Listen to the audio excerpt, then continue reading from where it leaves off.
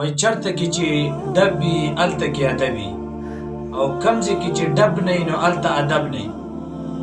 تاسو به ګورئ په سوشل میډیا باندې د یو استاد د خپل زوی نه د خپل شاګرد نه په سټیج باندې یو څپېړه ایستلې ده.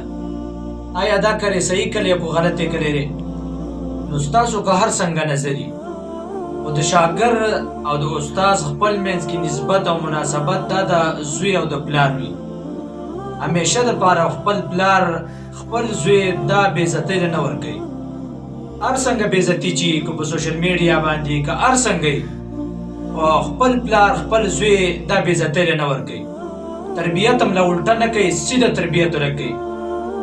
دې استاد د خپل شاګرد په سټیج باندې ووایه دا حیثیت یې زوی دی، دا ورله تربیت کوي.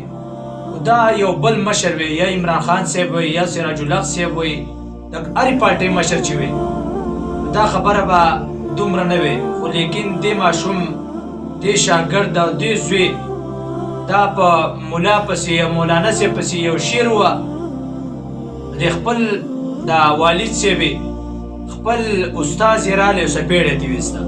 په دې باندې اوس هر یو کس دا کمنټونه کوي یاره دا کار یې غلط کړی دی، دا نه و پکار. دا هر ځای کې پکار وي، ځکه علما په هر ځای کې د خپلو شاګردانو د خپلو بچو دا تربیت کوي. په هر ځای کې چې لږ هم پوینټ راشي نو هغه ځای کې تربیت هغه شانتي کوي.